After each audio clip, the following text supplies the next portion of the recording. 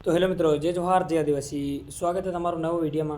अने जे आपणे आदिवासी समाज ने लईने विरोध चाली रह्यो आरके ठाकुर और वनराज ठाकुर ने बारे में, तो एक बीजो बंदो कूद्यो तो एने माफ़ी मांगी लीधी है।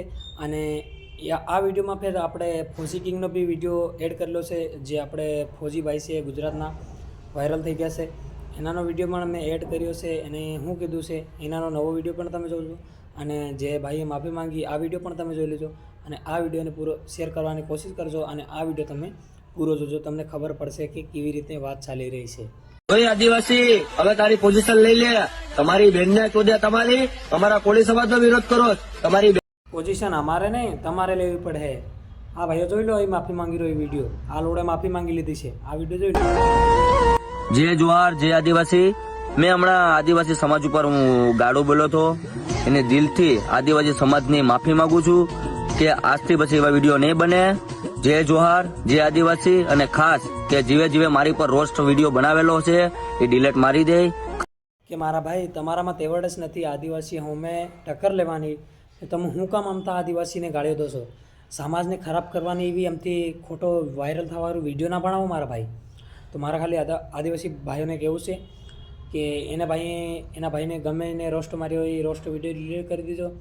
અને જે બે ત્રણ કહુરિયા હજુ બાકી છે, વનરાજ ઠાકોર અને આરકે ઠાકોર, એને સજા આપવાનો આપણી કાર્યવાહી ચાલુ જ છે। એ કાર્યવાહીનું શું થયું એ તમે જાણવા હાટું આ ચેનલને સબસ્ક્રાઈબ કરી દેજો અને આપણા આ વિડીયોને શેર કરવાની પૂરી કોશિશ કરજો। અને પહેલાં તમે આપણા ફૌજી કિંગનો આ વિડીયો જોઈ લો, આપણા ફૌજી કિંગનું શું કેવું છે આરકે ઠાકોર અને વનરાજ ઠાકોરને બારામાં। આ વિડીયો તમે પૂરો જોવો।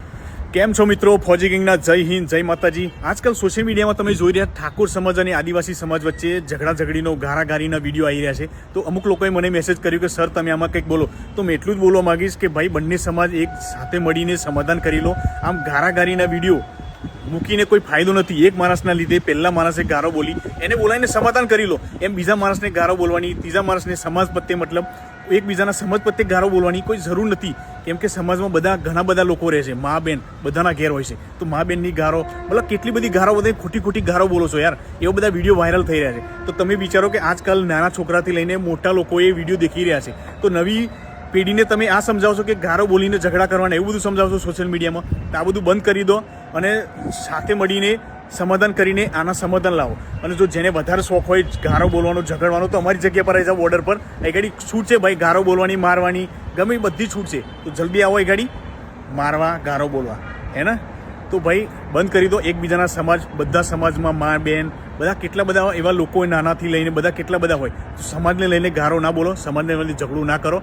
અને તમારે શું કહેવું છે જરૂરથી આ વિડીયોમાં કમેન્ટ કરજો અને આ વિડીયોને જરૂરથી શેર કરજો, તાકી આપણા બીજા સમાજ એ બી આવું ના કરે। જય હિન્દ। ફૌજી ભાઈ તમારી વાત બિલકુલ હાસી છે, અમે એક સાથે મળીને બધા સમાધાન કરી લઈએ, પણ જે અમને આદિવાસી સમાજની લાગણી ડૂબાઈ અને ઇજ્જત નીકળી એ પાછી આવશે? આપણી બેન બેટીઓ ઉપર ગાળ દીધી એ પાછી આવશે કે નહીં આવશે? તો મારા ભાઈઓ તમે એક આદિવાસી હોય તો આ વિડીયોમાં કમેન્ટ કરો કે જે આપણી બેન બેટીઓને ગાળ દીધી અને આપણા આદિવાસીની લાગણી અને ઇજ્જત ડૂબાઈ એ પાછી આવશે કે ના આવશે? એ કમેન્ટમાં આપણે કમેન્ટ કરો। આ ફૌજી કિંગે હાસી વાત કીધી કે ખોટી વાત કીધી એ કમેન્ટમાં મને જણાવો। અને આ ચેનલને તમે સબસ્ક્રાઈબ કરી દીજો અને આ વિડીયો ज़्यादाમાં ज़्यादा શેર કરજો મારા ભાઈઓ। ફરી આ મળું બીજા વિડીયોમાં।